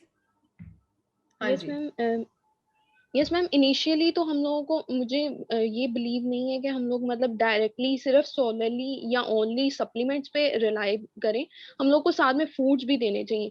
जबकि हम लोग उसका प्रोफाइल वगैरह चेक करवा लेते हैं, अगर तो वो बहुत ज़्यादा स्वेयर डेफिशिएंसी है तो तब हम रेकमेंड करते हैं सप्लीमेंट्स को along with foods, not only supplements. कुछ लोग बिलीव कर लेते हैं कि सिर्फ मेडिसिन या सप्लीमेंट से ही हम लोगों का काम चल जाएगा, तो इट इज़ नॉट पॉसिबल, क्योंकि डिफरेंट इंटरेक्शंस होती हैं फूड एंड ड्रग की, और वो इस तरह से एफिशिएंटली काम करेगा, कॉम्प्लीमेंट अगर करेगा एक दूसरे के एक्शन को, तो तभी हमें फायदा होगा, वरना it is not possible to gain that benefit. Good answer, बिल्कुल, thank you Qurratulain, this is a pretty good answer. अच्छा सप्लीमेंट के साइड इफेक्ट्स भी होते हैं, उसमें बाद में आती हूँ, पहले मैं आपको थोड़ा, मैं I will focus more on iron deficiency anaemia because this is the most common of the anaemias, जो आपको बड़े ही आराम से मिलेगा ओपीडीज में, और आपको इसके साथ बड़ा ही आराम से डील करना पड़ेगा। ठीक है, बाकियों पे डिस्कशन करेंगे, पर इस पे मोस्ट कॉमन भी। ठीक है, अच्छा होता ये है कि पहली चीज तो आपको विटामिन सी वाली बात तो सारी पता होगी ना, कि विटामिन सी आपको लेना चाहिए विद द प्रोटीन सोर्सेज ताकि एब्जॉर्प्शन इंप्रूव हो।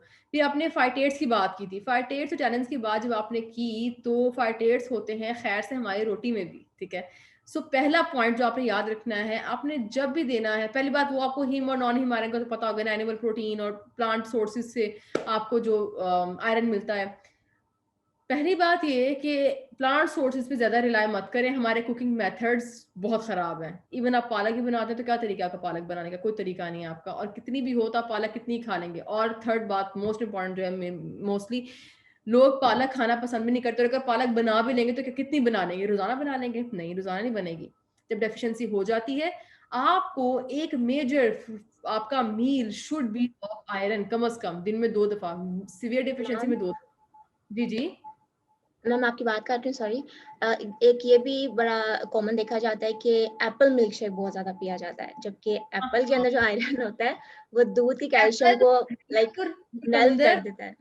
हाँ, एप्पल, खजूर, चुकंदर वगैरह, ये बस क्या मैं बताऊं, ये तो मैं समझा के मैं थक चुकी हूँ कि ना पेरेंट्स को बता के इसमें नहीं होता, इसमें नहीं होता, इसमें नहीं होता, इसका कोई फायदा नहीं है।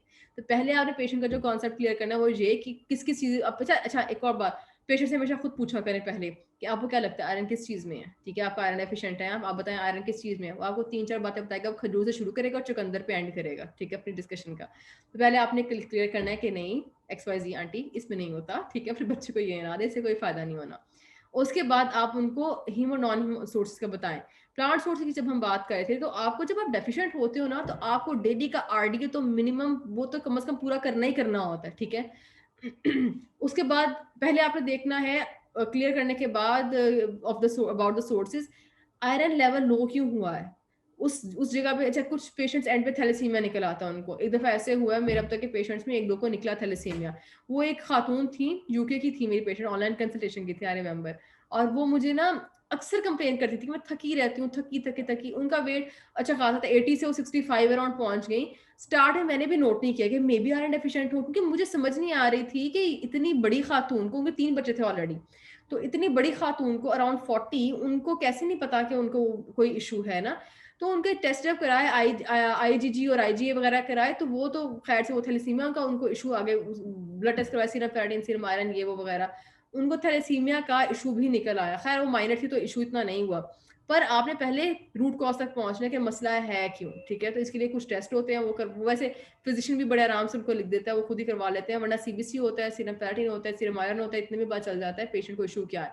फर्दर इश्यूज में फिर आता है कि सीलिएक डिजीज का मसला तो नहीं है, IgA कराएं, IgG करवाएं, वो सीलिएक डिजीज की तरफ ले जाता है कि मे बी स्टमक का मसला है, वहां से नहीं पहुंच पा रहा बॉडी में। तो उसके बाद आपने डायग्नोज करना होता है रूट कॉज, हुआ क्यों पे। समटाइम्स काफी ऑफ द टाइम्स ये निकल आता है कि पेशेंट जो है वो खा नहीं रहा, ठीक है, इसलिए उसकी डाइट में आयरन है ही नहीं प्रॉपर। तो उसके बाद आपने सोर्सेज को डिफाइन करना है। सोर्सेज है, प्लांट सोर्सेज कितनी दफा ले लोगे दिन में, आप नहीं ले सकते। फॉर एग्जांपल जो मेन सोर्सेज हैं वो आता है कि आपके पास वो ग्रीन वेजीज और स्पिनच, ये वो आप नहीं ले सकते। पाकिस्तानी हमारा कल्चर है, हम नहीं बनाते, हमारे यहाँ तरीका कार नहीं बन सकता, निकाल वो पहली बात निकले। वो भी वैसे भी इतने रिच सोर्सेज है नहीं, वो आपकी एब्जॉर्प्शन उनकी बहुत कम है। फिर आप आते हैं एनिमल प्रोटीन पे। एनिमल प्रोटीन में फिर इसका रिच सोर्स है मटन और बीफ। जिस तरह पहले किसी ने यहाँ पे इसका चीज का डिस्कस किया था कि वो बच्चे खाते नहीं है। अच्छा, आपने हमेशा ना उनके सोर्सेज तो वही रहते हैं, जाहिर बात है मटन बीफ बनाने के तरीके और बहुत होते हैं। बहुत दफा अपने एक्सपीरियंस ही ऑब्वियसली बता रही हूँ कि बहुत दफा ऐसे हुआ कि जब मैंने कहा है बच्चों को मटन बीफ खाओ, मैं बच्चे वर्ड बार बार इसे यूज कर रही हूँ कि बड़ों को मैनेज करना इज नॉट डिफिकल्ट, बच्चे मैनेज करना इज डिफिकल्ट। बड़ों को तो कहते हैं मटन खाओ, जाके मटन खा लेगा, बड़ों को इतना प्रॉब्लम नहीं होता। तो बच्चों में आप उनसे कहोगे ना ये लो बेटा मटन खाओ, ये लो बेटा बीफ खाओ, ऐसे पकड़ा दोगे, कभी नहीं बच्चा खाएगा। मैं आपको 2-3 तरीके शेयर करती हूँ, बहुत आपको इंटरेस्टिंग लगेंगे ये। पहली बात ये कि always give it in the kebab form. Kebab, burger, sandwich इस फॉर्म में दो। पैटी बनाएं उसकी, पैटी बच्चे खा लेते हैं। प्योर की पैटी बन जाए, बच्चों को पता नहीं चलता, बच्चे वो भी खा लेते हैं। अगर आप प्योर मटन या बीफ का कबाब नहीं बच्चे खा पा रहे हैं, तो उसको चिकन से थोड़ा सा मिलावट कर दें, थोड़ी सी, ठीक है, हाफ एंड हाफ कर दें। रोजाना आपकी बॉडी के अंदर एक सोर्स जाना चाहिए, योगर्ट के साथ दें, किसी स्नैक टाइम पे दें। इसको रोटी और चाय से अलग करें। बहुत दफा ऐसे होता है तो हम बच्चों को सालन बना के दे रहे होते हैं, फाइटेट्स आपकी रोटी में भी होते हैं, एब्जॉर्प्शन का मसला होता है। इसलिए इसको उठाएं। आयरन के सोर्स को आपने जब भी देना है, आपने कोशिश करना है first half of the day में दें। जैसे मैं जब आयरन डेफिशिएंसी के पेशेंट्स होते हैं उनको मैं कहती होती हूँ, सप्लीमेंट भी देती हूँ, सप्लीमेंट में भी आते हैं, मैं उनको सप्लीमेंट देती हूँ और मैं उनसे कहती हूँ नाश्ता जो है ना XYZ कबाब बना लो, बेशक प्योर मटन का बना लो कबाब, उसके साथ योगर्ट लो, हल्का सा लेमन स्क्वीज करो और उसके एंड पे आप आयरन के सप्लीमेंट ले लो। आयरन के सप्लीमेंट में बात करते हैं। आयरन का सप्लीमेंटेशन मैं थोड़ा सा अपना एक्सपीरियंस भी शेयर करूंगी यहाँ पे कि व्हेन आई वाज स्टडीइंग ना, तो मैंने बहुत सुना इस बारे में कि सप्लीमेंट तो बेकार होते हैं, आपके नेस्ले के सीरियलैक तो बेकार हैं, ये तो डब्बे हैं, डब्बे के पाउडर्स जो हैं, पाउडर वाले दूध वो तो बेकार हैं, वो नहीं दें। फिर जब मैं प्रैक्टिस में आई मैंने चीजें पढ़ी, डिफरेंट डॉक्टर से मिली, इंटरेक्शन होते हैं आपके, आप डिफरेंट कॉन्फ्रेंसेज में जाते हो, एक बड़ी ही इंपॉर्टेंट चीज समझ आई, वो ये द रीजन हमारे बच्चे, क्या रीजन है कि हमारे बच्चे आफ्टर 1 years ऑफ एज क्यों आयरन डेफिशिएंट हो रहे हैं, पहली बात। दूसरी बात ये कि उस छोटी एज का बच्चा अगर आयरन डेफिशिएंट, अच्छा बल्कि मुझे आप बताएं कि आयरन डेफिशिएंट 1 साल का बच्चा हो तो आप क्या करोगे उसके लिए, डाइट में क्या देंगे, क्या क्या किस तरह से ट्रीटमेंट करेंगे? आपके पास 1 साल का बच्चा है, मैं आई हूँ अपना छोटा सा बच्चा लेके, मैं कह रही हूँ जी एक न्यूट्रिशनिस्ट, ये देखिए मेरा बेबी है, ये आयरन डेफिशिएंट है, इसका एचबी बहुत लो आया है, मैं इसकी डाइट का क्या करूँ, मैं इसकी मैनेजमेंट कैसे करूँ, क्या करेंगे आप?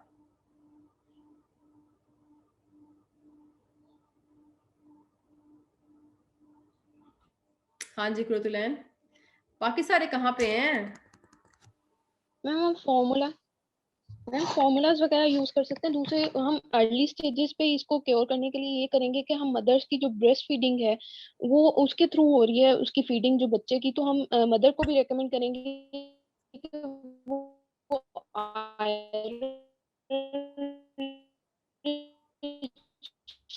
सोर्सेज लें ताकि उसके चिल्ड्रन में वो डेफिशिएंट।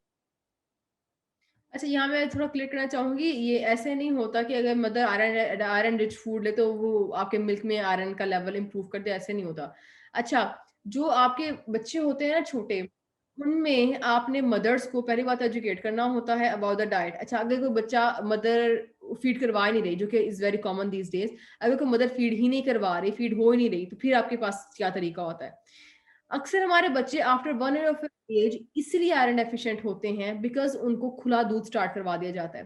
पहले वो मदर का दूध ले रहे होते हैं, मदर फीड ले रहे होते हैं। Oh no, can you see मी? या लाइट चली गई? Yes ma'am. Yes ma'am. अच्छा ओके। अच्छा, तो हमारे जो बच्चे होते हैं, जब वो छोटी एज, जब उनका 1 क्रॉस करते हैं, तो स्टार्ट में उनको डब्बे के दूध दिए जा रहे होते हैं। मैं ब्रेस्ट फीडिंग वाले बच्चों की बात नहीं कर रही, उनको आप साइड पे कर दें बिकॉज उनको इतना मसला नहीं होता है, होता है फार्मूला वाले बच्चों को, which is very common these days. Formula बहुत दुनिया दे रही है, मैक्सिमम बच्चे फार्मूला ही ले रहे हैं। तो वाई 1 year के बाद डिवेलप होता है? इसलिए क्योंकि फार्मूलाज देखें, at end of the day they are महंगे, फार्मूलाज महंगे हैं, हम नहीं दे सकते। और 1 साल के बाद बच्चा ऐसे दूध पी रहा होता है जैसे बात ही कोई नहीं, पानी की तरह बच्चे दूध मांग रहे होते हैं, ठीक है। सो आप 1 year ऑफ एज के बाद बच्चे को खुला दूध देने की परमिशन दी जाती है। डॉक्टर कहता है खुला दूध देते हैं। जब पेरेंट्स कहते हैं ना भाई डॉक्टर साहब बड़ा महंगा है, क्या करें, वो कहता है खुला दूध दे दें, ठीक है, क्योंकि डॉक्टर को कोई टेंशन नहीं होती न्यूट्रिशनल डेफिशिएंसीज की। जब खुला दूध देते हो, खुले दूध में आयरन वो नहीं होता जो बच्चे की रिक्वायरमेंट होती है। ऑल्सो न्यू वर्डिक्ट, मैं आपको लेटेस्ट वर्डिक्ट बताती हूँ हार्वर्ड का, यूनिवर्सिटी का, खुला दूध it has become dangerous। ये डेफिशिएंसीज वाली बात छोड़ें, it has become dangerous। हमारे तरह की कंट्रीज में, डेवलपिंग कंट्रीज में, स्पेशली अंडर डेवलप्ड कंट्रीज में बहुत प्रॉब्लम है, दूध नहीं सही पहुंचता आप तक। हम बड़े हैं, हमारे मैदे अच्छे हैं, हमें प्रॉब्लम नहीं होती। बच्चे बहुत जल्दी तबीयतें खराब करते हैं। इतने बच्चों को मैंने देखा है कि इनकी मदर्स कहती हैं इसको स्टूल बड़े होने के बाद, आफ्टर 1 year ऑफ एज, बच्चों का स्टूल हल्का सा सॉलिडिफाई होना शुरू हो जाता है। स्टार्ट में भी आपको पता हो कि बच्चों का स्टूल, अगर किसी ने बच्चों वाला टॉपिक बड़ा अच्छे से पढ़ा हो, बच्चों का स्टूल छोटी एज में होता है बिल्कुल पानी की तरह का होता है ना कंसिस्टेंसी उसकी, पर वो डायरिया नहीं होता, इट्स जस्ट उनकी नॉर्मल कंसिस्टेंसी यही होती है। आफ्टर 1 year ऑफ एज वो सॉलिडिफाई होना शुरू हो जाता है, वो थोड़ा थोड़ा सॉलिड करते करते। बहुत बच्चों को मदर्स बताती हैं कि स्टूल आता ठीक है, डायरिया नहीं है, पर स्टूल आता ही पतला है। ये बहुत सारे मसले जो दूध की वजह से हो रहे हैं, जो डेफिशिएंसी लेके जा रहे हैं। दूध हैज बिकम डेंजरस, इसलिए डब्बे पे ही रिलाय करें प्लीज। डब्बे पे क्यों? अब दूसरी बात ये, डब्बे पे इसलिए स्टार्टिंग अभी ये समझती थी क्योंकि हर जगह मेरा ख्याल है इंस्टीट्यूशंस में जितने भी हैं, मैंने जितने भी जूनियर से पूछा कभी, कि इंस्टीट्यूशंस में पढ़ाया ही जाता है कि डब्बे के दूध एंड फार्मूला एंड सिरिलैक वगैरह are bad. They are not bad, they are not entirely bad कहना चाहिए। इंटायरली बैड इसलिए क्योंकि बच्चे को 70% of the diet should be coming from the natural sources, 30% supplementation होनी चाहिए लाजमी। उनमें आरडीएस पूरे होते हैं, कभी डब्बा पढ़े आप उसका, ठीक है। अगर 6 ounce एक सर्विंग है, 6 ounce में आपको दिन का अच्छा खासा आरडीए आपका पूरा कर देता है आयरन का। फॉर एग्जांपल, आप बच्चे को आयरन किसी सूरत और नहीं दे सकते, आपको ये आयरन के ड्रॉप्स पिलाने पड़ते हैं, ठीक है। आयरन के ड्रॉप्स होते हैं, या आपको वो ड्रॉप्स देने पड़ते हैं, और उससे बच्चों को, अच्छा मैं उसके साइड इफेक्ट पर फिर बात करूंगी बाद में, ताकि आपको साइड इफेक्ट की मैनेजमेंट भी समझाऊं। या तो बच्चों को दिए जाते हैं ड्रॉप्स, जी हिजाब, या बच्चों को दिए जाते हैं ड्रॉप्स, हाँ जी हिजाब बताइए। Sorry ma'am, I am interrupting. Actually session थोड़े एंड की तरफ जा रहा है। Please in the end ma'am थोड़ा सा जो आजकल जो कोविड के टाइम में वैक्सीनेशन के प्रोसेस स्टार्ट हुए हैं, तो उसमें बिफोर दैट हमें सीबीसी वगैरह करवाना चाहिए। आपका हेल्दी ब्लड प्रोफाइल स्टेटस क्या होना चाहिए, सो दैट आप पोस्ट वैक्सीनेशन के जो कॉम्प्लिकेशंस हैं उसको प्रिवेंट कर सकें। इस पे थोड़ा जरूर इलैबोरेट कीजिएगा एंड पे। जी जरूर। Okay, I am just concluding the iron deficiency. अच्छा, लास्ट 2 पॉइंट्स रह गए थे ये कि आपने सप्लीमेंटेशन से कैसे मैनेज करना है। सप्लीमेंटेशन से ऐसे मैनेज करना है आपने कि आपका पहली बात तो ये कि आपने बच्चों को या बड़ों को सप्लीमेंट लाजमी देना है। उसको देना कोई मसले वाली बात नहीं होती, वो कुछ नहीं करता। स्टार्ट में जब डेफिशिएंसी ज्यादा होती है, इंटायरली थ्रू डाइट नहीं होगा पॉसिबल ये, इसलिए always always go for supplementation. पर सप्लीमेंट्स के साइड इफेक्ट हैं। इसका बहुत मेजर साइड इफेक्ट है। एक तो मतलब प्रॉब्लमेटिक नहीं है, जो कि आता है आपको ब्लैक स्टूल आना शुरू हो जाता है, वो प्रॉब्लमेटिक इशू नहीं है, पर थोड़ा पेशेंट घबरा जाता है, पता नहीं क्या हो गया मुझे। मेजर इसका मसला होता है कॉन्स्टिपेशन हो जाती है। तो जब भी आपने आयरन का सप्लीमेंट देना है, आपने डाइट के थ्रू, आज प्लीज आप सर्च कीजिएगा डाइट में ऐसे कौन से फूड्स हैं जो लेग्जेटिव हैं इन नेचर। सबसे पहले उसमें आता है सना मक्की, जो हमारा बहुत सेलिब्रिटी जो है वो कावा बन गया था कोविड के टाइम पे, ठीक है, हालांकि वो इस काम के लिए था ही नहीं, वो तो लेग्जेटिव है। तो सना मक्की का कावा या और फूड्स में आपको लेग्जेटिव मिल जाएंगे, वो आपने आयरन का सप्लीमेंट देने के बाद लाजमी वो देने हैं, क्योंकि ये करेगा कॉन्स्टिपेशन बहुत बुरी वाली, ठीक है। इसलिए थ्रू डाइट, मैंने आपको सोर्सेज ही बता दिए, थ्रू डाइट भी आपने इस तरह से मैनेज करना है। आपने डाइट में देनी है, एनिमल प्रोटीन देनी है, फाइटेट से दूर रखना है, दिन के फर्स्ट हाफ में देना है ताकि आयरन एब्जॉर्प्शन अच्छी हो, और साथ सप्लीमेंट दे देना है। ये सारी मैनेजमेंट होगी आयरन डेफिशिएंसी की। उसके बाद आते हैं कोविड पे। आपका हेल्थ स्टेटस क्या है, आपको कोविड वैक्सीनेशन कब लगवानी चाहिए। जो जो अब जैसे यंगस्टर्स हैं, अभी आप लोगों की बारी उस तरह से नहीं आई, सिर्फ प्राइवेटली वैक्सीनेशन मिल रही हैं, अभी गवर्नमेंट वगैरह ने इस तरह अनाउंस नहीं किया हमारे लिए। आप लोगों को फॉर नाउ क्या करना है, how can you prepare yourself या even your elderly for covid vaccination के लिए आपकी बॉडी रेडी कैसे हो। देखिए, आपकी बॉडी रेडी होती है विद प्रॉपर न्यूट्रिएंट्स का बैलेंस्ड आप डाइट लें। आपको सबसे पहले जाएं, अपना सीबीसी चेक कराएं और देखें आपके घर में जिसने भी वैक्सीनेशन लगवाने जा रहे हैं, थोड़ा 1 महीना रुक भी जाएंगे तो it's not going to do any harm. 1 महीने बाद बेशक लगवा लें, हफ्ता 10 दिन 15 दिन बेशक वेट कर लें, पर पहले सीबीसी लाजमी करवा लें। सीबीसी करवा के देखें आपकी ब्लड प्रोफाइल किस लेवल पे है। अगर तो आप आयरन डेफिशिएंट हैं, आपके WBCs लो हैं या कोई इस तरह का मसला है, please balance your diet, improve your wait जरा सा, ताकि बॉडी के अंदर, क्योंकि जब आपका वेट ज्यादा होता है बॉडी अंदर से इन्फ्लेम्ड होती है, ठीक है, इन्फ्लेमेशन का इशू होता है। आपकी इम्यूनिटी, एक ओबीस पेशेंट की इम्यूनिटी ऑटोमेटिकली लो होगी, ये बात याद रखें। हमने पूरे कोविड के दौरान जब भी बात की इम्यूनिटी इंप्रूव करने की, मैंने जब जब भी मुझे कहीं भी बुलाया गया, मैंने एक बात हमेशा लाजमी की, please improve your weight. Weight improve ना करना, वेट का अच्छा ना होना, अंडरवेट ओवरवेट दोनों प्रॉब्लम है, हेल्दी वेट में रहें, ठीक है। और ऑल्सो एक और टेक होम नोट ये है कि 2-3 चीजें और चेक करें। आप प्लीज जाएं और WHO के न्यू हेल्थ स्टैंडर्ड देखें फॉर एशियन पॉपुलेशन। BMI की हमारी, आपको पता है, रीडिंग्स चेंज हो गई हैं, हमारे लिए बहुत पीछे आ गई हैं। हमारी हेल्थ BMI विद 24 BMI भी खराब होना शुरू हो जाती है। WHO ने न्यू रिकमेंडेशन दी है हमारे BMIs की। तो ये चीजें प्रूव करती है कि हम ज्यादा हैं at the risk of developing diseases with ज्यादा weight. So more weight you have, उतना ही आप प्रोन है to developing diseases, low immunity and infection. इसलिए please balance your diet, improve your weight, और ओवरऑल सप्लीमेंटेशन जो डेली की requirement है, इवन हमारी एज में भी, that's D and calcium. D और कैल्शियम की सप्लीमेंटेशन लाजमी करनी है। इवन आप दूध ही पीते हैं, ये भी हार्वर्ड की ही न्यू स्टडी आपसे शेयर करें, इवन आप जितना मर्जी दूध पिए, it's not a sole indicator of improving your calcium status in the body. जरूरी नहीं है आपकी हड्डियां जरूर लाजमी ही बहुत अच्छी करेगा, जरूरी नहीं है। इसलिए प्लीज, अगर आपको लगता है कि यू आर हैविंग दूध 1 कप अ डे और आपकी हड्डियां बहुत मजबूत करेगा, ये no, it's not going to do it. आपको supplementation is very very very important. इसलिए प्लीज, अगर आपकी कोई प्रॉब्लम है, थोड़ा बहुत भी घुटने में, टांग में इधर उधर दर्द रहता है, अपना या डी चेक करा लें, इसकी सप्लीमेंटेशन स्टार्ट करें। Improve your diet, Covid vaccination के लिए अगर आपने आपको रेडी करना है, ब्लड प्रोफाइल अपनी बेहतर करनी है, get CBC done, improve your profile, और डेली बेसिस पे आपने डी और कैल्शियम का सप्लीमेंट लाजमी लाजमी लेना है। That's all. I hope it was helpful. Yes, ma'am, it was definitely the last question I wanted to ask, which was very persistent. What is the importance of blood donation in terms of maintaining a healthy blood profile? Would you like to shed some light on that, please? Definitely. अक्सर हमें लगता है कि हम कमजोर, अक्सर मैंने लोगों से पूछा इन देर से कि हम कमजोर हो जाएंगे अगर हमने ब्लड डोनेट किया। आपको पता है आपकी बॉडी में ब्लड जो है वो बार बार रिन्यू होना बॉडी की एक रिक्वायरमेंट भी है। अगर आप ब्लड डोनेट करेंगे, आपका ब्लड बिल्कुल बॉडी में कम नहीं होगा, बॉडी जो है उसको दोबारा से रिप्लेस करती है, बॉडी का नेचुरल मैकेनिज्म है। और जितना कोई डोनेट करता है आपके, वो तो खैर ब्लड डोनेशन का एक प्रॉपर क्राइटेरिया कि आपका कितना वेट हो और कितना आपका हेल्थ स्टेटस, उस पर आप डोनेट कर सकते हो। अगर आप उस हेल्थ स्टेटस में लाए करते हो तो ब्लड डोनेट करना इज वेरी वेरी हेल्दी। ये कोई ऐसी एक्टिविटी नहीं है जो आपकी इम्यूनिटी लो करेगी। फॉर एग्जाम्पल इस टाइम पे मैंने काफी लोगों को सुना कि ज्यादा जरूरत थी कि लोग ब्लड डोनेट करें, और क्योंकि ब्लड डोनर्स की हमेशा कमी ही होती है, ज्यादा जितने भी आप ज्यादा करो ये कमी होती है। It's a very important factor. So बहुत लोगों ने कोविड में डोनेशन बंद कर दी, ब्लड डोनेट करना कम कर दिया। बहुत से लोगों को मैं जानती हूँ जिन्होंने ऐसे कहा। मैंने उनको समझाई फिर ये बात कि देखिए ब्लड डोनेट करने से ऐसा नहीं होता कि आपकी इम्यूनिटी लो हो जाए, उल्टा होता है। ऑन द कॉन्ट्रारी होता क्या है, आपकी ब्लड प्रोफाइल और हेल्दी होती रहती है। तो जितना आप डोनेट करो उतना आपकी ब्लड पे ज्यादा अच्छा या बॉडी पे ज्यादा अच्छा असर होता है। इसलिए it has nothing to do with your lowering the immunity of the body, या किसी भी तरह का आपको हेल्थ इशू नहीं होता है। इसलिए feel free to donate blood if you fall into that category. Okay, thank you so much, ma'am.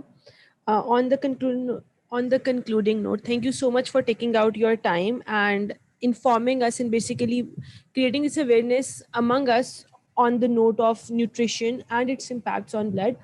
Personally, काफ़ी से points हैं जो मुझे खुद भी नहीं पता थे, and I was quite surprised from that. So thank you so much, and you explained things in a very layman language. So I hope हर एक को clearly समझ आया होगा, और जिनके साथ जो questions थे हम लोगों ने cater किए.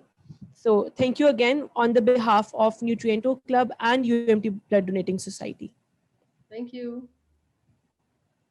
Thank you so much, ma'am. Actually, chat is open for me. So in the very ending, am I audible? Yes, you are. Yes, you are audible. आवाज की distortion तो नहीं आ रही? थोड़ा सा है, थोड़ा सा आपका वो So किसी कोई भी query हो, we're just ending in 1 or 2 minutes. Please कोई भी अपनी question चाहता है तो वो पूछ ले, because we're just ending the session.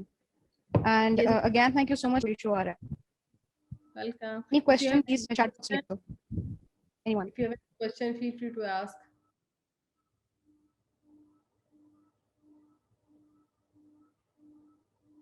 मेरे ख्याल सबको ज्यादा अच्छी समझ आई थी इसकी। यस मैम, बहुत सारी चीजें इसलिए कोई क्वेश्चन भी नहीं किसी का? मैम हमारे जहन में मिथ्स इतने ज्यादा थे, वो सारे मोस्टली क्लियर हो चुके हैं मेरे ख्याल से। That's good. I'm glad to hear that.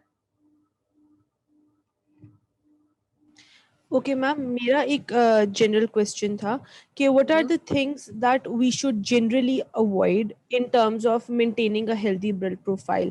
मतलब certain foods होते हैं या certain चीज़ें, for example junk का तो एक common knowledge है, मगर उसके अलावा excess of certain food या जो हम लोग बच्चे बहुत शौक से खाते हैं या adults बहुत शौक से खाते हैं, जो कि एक healthy blood profile को disturb कर सकते हैं। हाई फैट फूड, जैसे मैंने आपको फैटी लिवर वाली जो वो सारा इंसिडेंट शेयर किया था ना, कि even that guy was going to gym every day और he had a muscular body, सब कुछ भी, पर just intake of fat through diet. हम जाहिर बात है मटन बीफ को तो अगर आप तरीके से ले रहे हो तो लोग उसको जांच नहीं कंसिडर करते। अक्सर लोग सिर्फ मटन बॉयल करके ले रहे होते हैं, जिम वाले बच्चे मटन बॉयल करके ट्राई भी नहीं करते। तो problem is not the food being junk वाले कैटेगरी से या हेल्दी कैटेगरी से, द पॉइंट इज उसमें फैट कंटेंट है। फैट जो है बॉडी में बहुत ज्यादा इन्फ्लेमेशन का एक सोर्स बन जाता है अगर आप रोजाना ले रहे हो। बहुत से लोग अच्छे खासे गोश्तखोर होते हैं और वो ले रहे होते हैं मीट डेली बेसिस पे, पर always try to have lean meat. Lean meat में आपका आता है चिकन आती है, फिश आती है। फिश ने हफ्ते में 2 दफा अच्छी से स्टीम करके उसको या बेक करके फ्राई नहीं करें। चिकन आप ले सकते हैं, ठीक है, चिकन भी फ्राई नहीं करें। Do not have fat, daily basis पे फैट लेना जो कि बड़ा कॉमन होता है। आप अंडा ले रहे हैं, अच्छा कुछ चीजें ऐसी हैं जो हम निगलेक्ट कर रहे होते हैं ना, नजरअंदाज कर रहे होते हैं। अंडा ले रहे हैं वो फ्राई हो रहा है, ठीक है, और आप चिकन किसी फॉर्म में ले रहे हैं तो उसको किसी ना किसी तला जा रहा है या बहुत हाई फैट में या बहुत ज्यादा तेल तूल डाल के उसको कुछ पकाया जा रहा है। ये चीज मत करें, ठीक है। फैट एक ऐसी चीज है जो डेली बेसिस पे बड़े आराम से जा भी रही होती है बॉडी के अंदर, और वो ब्लड प्रोफाइल के लिए डेंजरस है। Excuse me ma'am, I wanted to ask a question. Ma'am, मैंने देसी घी के बारे में पूछना था कि हाँ जी। देसी घी जो है वो लोग बहुत ज्यादा कहते हैं कि कोलेस्ट्रॉल ज्यादा होता है उससे और ये अच्छा सोर्स नहीं है, तो मैम आप क्या क्या पॉइंट ऑफ व्यू है? क्योंकि मैंने जो जितना पढ़ा है इसके बारे में, या जो अभी मैंने रिसेंट एक आर्टिकल पढ़ा था, उसमें था कि देसी घी जो है वो जो सारी मिथ्स हैं इसके बारे में वो सब गलत है, तो आप उसके बारे में क्या कहेंगी? जिस तरह हमने सारी डिस्कशन की, तो मैं एंड ये जरूर कहना चाहूंगी कि excess of everything is bad. चीज जंक है या हेल्दी फूड सोर्स है, excess of everything is bad. आप नट्स को भी ज्यादा ले लेंगे, वो भी अनहेल्दी बन जाएंगे। आप देसी घी को ज्यादा लेंगे, वो अनहेल्दी बन जाएगा। देसी घी आपकी डाइट का, ये भी रिसर्च है जिसका ये परसेंटेज उन्होंने बाकायदा लिखी है, आपकी डाइट का 7% हो सकती है। देसी घी अगर लेना है आपकी डाइट का 7%, जो कि बनता है एक चाय का चम्मच, नाश्ते में ले लें, इससे ज्यादा की जरूरत नहीं होती। और मैं एक और आपको चीज शेयर करूं, ये भी एक्सपीरियंस बेस्ड ही है, कि एक हेल्दी इंडिविजुअल ना, जो जिसे मेरी आपकी रूटीन है, आपने यूनिवर्सिटी आना जाना है, एक नॉर्मल चहलकदमी करनी है, हल्की सी मे बी शायद आप वॉक कर लें, आपको 1200 कैलोरीज के अंदर कैलोरीज चाहिए, ठीक है। उसके अलावा उससे एक्सेस कैलोरीज बहुत ज्यादा हो जाती हैं। तो इतनी कैलोरीज में आपकी रोटी भी आ जाती है, फल भी आ जाता है, आपके देसी घी भी आ जाते हैं। एक चाय का चम्मच देसी घी नाश्ते में ले लें, दैट्स एनफ। हर खाने में देसी घी लेना वो गलत चीज है, या रात को लेना वो गलत चीज है। रात को मेटाबॉलिज्म स्लो है, आपकी इतनी एक्टिविटी नहीं है, आपको इतनी एनर्जी डेंस चीज ले रहे हैं, तो प्रॉब्लम उसमें नहीं है। Yes, it's healthy, quantity matters, हर फूड की क्वांटिटी मैटर्स।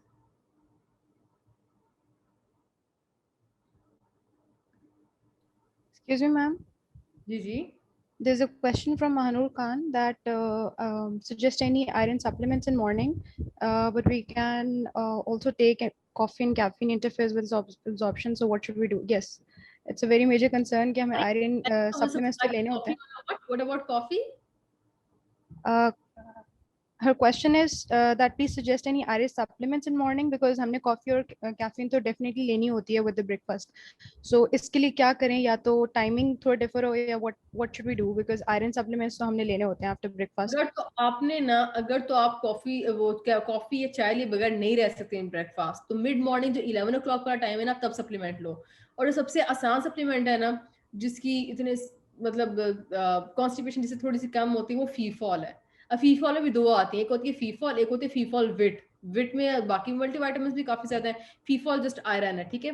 उसके अलावा आइब्रेट फॉलिक अच्छी है, पर उससे अगर आप लेग्जेटिव वाली कोई चीज ऐड कर लो ना, तो फिर आपको कॉन्स्टिपेशन नहीं होगी, वरना वो कॉन्स्टिपेशन हो जाएगी, ठीक है। ये है मसला, ठीक है। इसको कम से कम 4 घंटे अपार्ट करें अपनी कैफीन से, कैफीन और फाइटेट से। दोपहर का सप्लीमेंट लिया, मतलब 11 बजे फ्रूट ले लें, साथ कैल्शियम खा लें, और वो कैल्शियम कह रही हूँ, आयरन खा लें। कैल्शियम से याद आया, कैल्शियम और आयरन में कम से कम 6 घंटे का डिफरेंस होना चाहिए। अगर आप कैल्शियम लेते हैं, शाम को लेनी है। Sangobean, I don't know what is Sangobean, आपकी आवाज कट रही है। हिजाब question oriented. हिजाब, you can send me the question via chat or WhatsApp and I'll ask it. आपकी आवाज में बहुत ज़्यादा distortion आ रही है। मेरे ख्याल Sangobean का कुछ पूछा इन्होंने। Yes, ma'am, that is a very commonly taken medicine among women of age. कि मतलब Sangobean एक एज पर स्टार्ट कर लेनी चाहिए। तो is it okay to take it at night time? क्योंकि अक्सर खवातीन लेती हैं रात को, या वो भी सुबह में ही लेनी चाहिए? Iron is a little bit hard for body to absorb.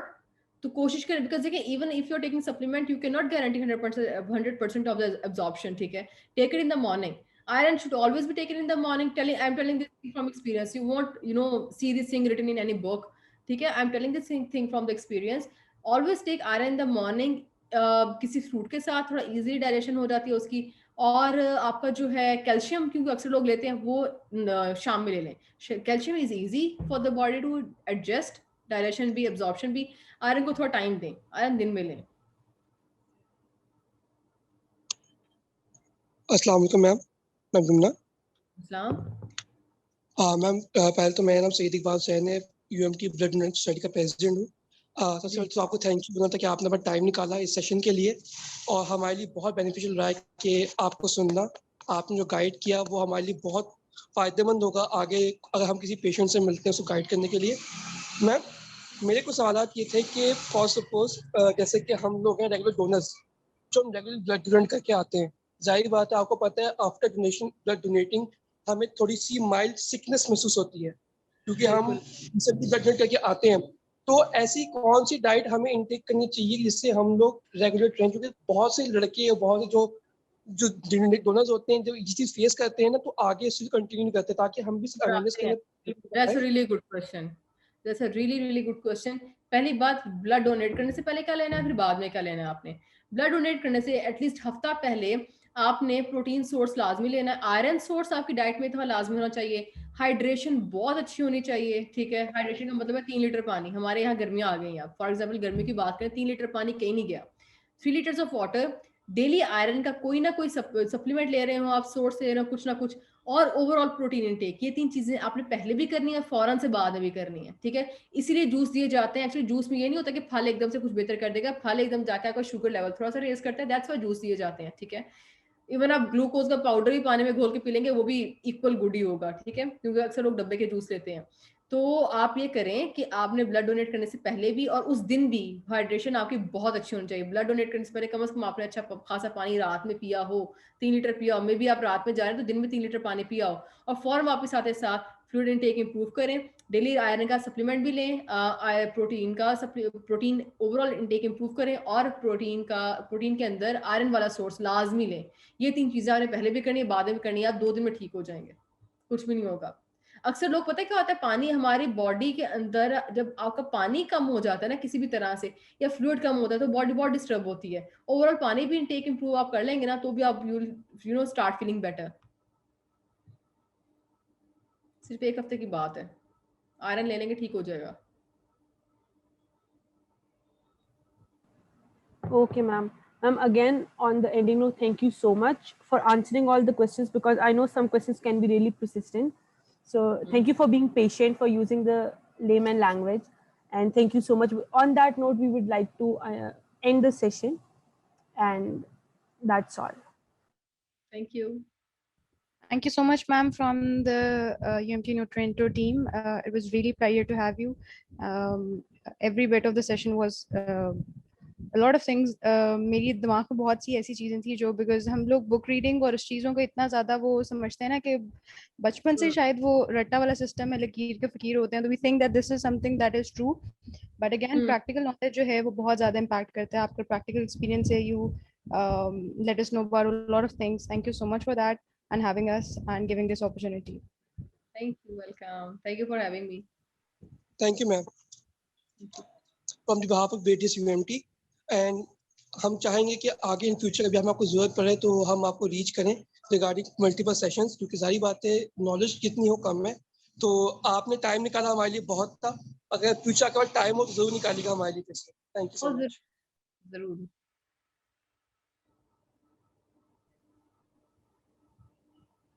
Allah Hafiz, ma'am. Allah Hafiz.